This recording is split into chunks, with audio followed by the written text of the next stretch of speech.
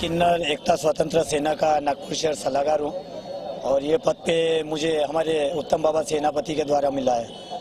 मैं ये काला दिवस आज हम लोग इसलिए मना रहे हैं, क्या आज नया साल है, लोग अपने घर में केक काट रहे हैं और कैसा है कि जिनके घर की बेटी का बलात्कार हुआ, जिन पे अत्याचार हुआ, जिनकी बेटी बलात्कारों में मारी गई है, उनके घर में आज काला दिया भी नहीं है।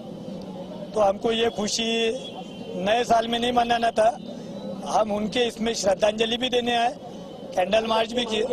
सरकार से मैं सबसे पहले तो हमारे सीएम जो है देवेंद्र फडणवीस, मैं तो इनसे एक ही अपेक्षा करूंगा कि जो पुलिस पे पाबंदी लगा गई है, क्या इन पे ऐसा मत करो वैसा मत करो।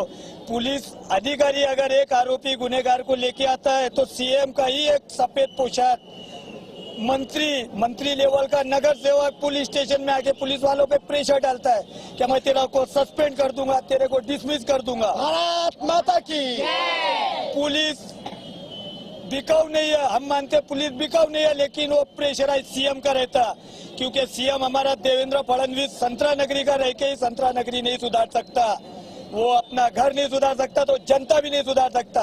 सबसे पहले मेरी सरकार से मांग है, पुलिस के ऊपर में जो ज्यादती आई हुई है, जो बंदिश डाली हुई है, ये हटाया जाए उसको, इसके और उनको कानूनी शासन पूरे 16 महीना हो चुका है, अब तक इतने क्राइम हो रहे, उसके लिए क्या कहना चाहते? सबसे ज्यादा सीएम देवेंद्र फडणवीस के ही कार्यकाल में ज्यादा बलात्कार हुए, ज्यादा मर्डर हुए, ज्यादा चेन स्नेचिंग हुई है। और जब पुलिस आरोपी को पकड़ती है तो मैंने पहले ही बता दिया कि एक व्हाइट ड्रेस वाला आता है, साहब कैसा क्या।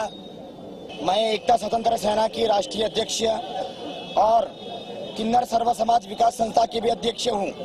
और ये जो हम लोगों ने आंदोलन, रास्ता रोको आंदोलन, रोड रोको आंदोलन और ये कैंडल लेकर आज जो हम लोगों ने कैंडल का दिन बनाया है, वो मरतूक लोगों के जो बेटियां हैं, बेटियों के ऊपर में जो अत्याचार हो रहे हैं और जो छोटी छोटी युवती लड़कियां हैं उनके ऊपर में जो शारीरिक शोषण का जो लोगों ने फायदा उठा के रखा है और सरकार की तरफ में ध्यान नहीं जा रहा है। हमारी सरकार को मैं दावा करती हूँ कि अभी हम लोगों ने सिर्फ 100-150 लोगों के ऊपर में ये आंदोलन कर रहे हैं। आने वाले समय के अंदर में कम से कम 10,000 50,000 किन्नरों को बुलाऊंगी मैं यहाँ पे आंदोलन करने के लिए। वो बेटी हमारी नहीं, भारत की बेटी है और भारत के अंदर में, संविधान के अंदर में सबको। आपकी मांग क्या है? सरकार से हमारी मांग है कि जो बेटियों के ऊपर में, चलो बेटियों को गुनहगार कर समझते कि बड़ी लड़कियां शारीरिक शोषण के लिए एक्टिविस्ट करती होंगी, अट्रैक्शन करती होंगी, मगर एक जो बच्ची है छोटी, वो बच्ची है तो अट्रैक्शन नहीं कर सकती है ना। तो उसके ऊपर में जो शारीरिक शोषण का जो लोगों ने फायदा उठा कर रखा और जो हमारी सरकार, हमारी बुज़दिल सरकार ने जो फायदा उठा कर रखा है कि उसको फांसी लगा होना चाहिए, मगर उसको फांसी नहीं दिया, खुलेआम छोड़ दिया गया है। अगर हमारे हाथ में वो इंसान आएगा तो हम उसको नपुंस कर देंगे, उसका लिंग कटवा कर उसको भी हम किन्नरों की बिरादरी में लेकर आएंगे। जो बेटियों के ऊपर में शारीरिक शोषण करेगा, जो रेप करेगा, उनको दावा करती हूँ मैं कि आने वाले समय में 15 दिन के बाद अगर सरकार ने नहीं सोची तो बहुत बड़ा आंदोलन करने वाले हम लोग। हाँ, और वो आंदोलन के ऊपर में बहुत बड़ी लड़ाई होगी हमारी। और सरकार को दावा करती हूँ मैं, अगर सरकार होश में नहीं आएंगी और ऐसा ही फैसला लेते रहेंगी और कोर्ट के निमित्त में छोड़ते रहेंगी और भ्रष्टाचार और घूसखोरी नेता, जो करप्शन करने वाले लोग, वो अगर ऐसे करप्शन करते रहेंगे तो यहाँ पर जनताओं की बेटी की सुरक्षा नहीं रहेगी। जनताओं की बेटियों को हर समय में बचाव करना पड़ेगा। इसीलिए मेरे एक आंदोलन है कि माँ बाप जागो और बेटियों सिखाओ, बेटी को सिखाना पड़ेगा, कराटे सिखाना पड़ेगा, बेटियों को अपना रक्षा करना, रक्षा आत्मा बल सिखाना पड़ेगा। और जो बेटियों के ऊपर में रेप हो रहे हैं, वो रेप रोकने वाले के लिए कानून नहीं, शासन नहीं, हमको ही सोचना पड़ेगा। हमारी जनता ही कानून है, हमारा जनता ही सरकार है, हमारी जनता ही सब कुछ है।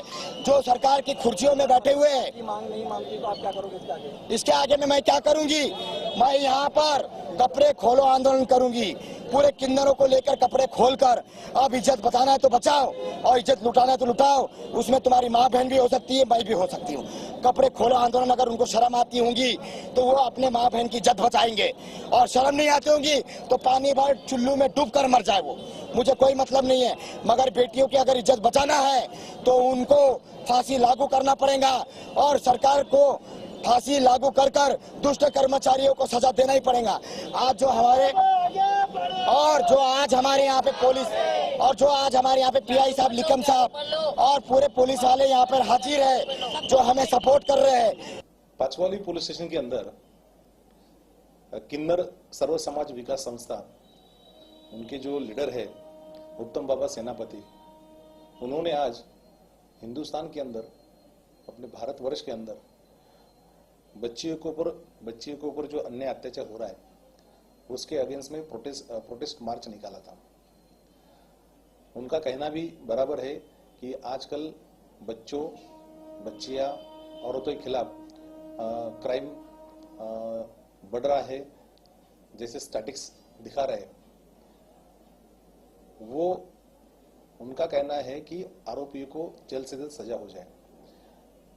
हमारे लॉ में उसमें पूरी तरह से उसमें अमेंडमेंट की गई है कि जो 18 साल का बच्चा था उसको 16 साल के बच्चे को एडल्ट माना जाएगा।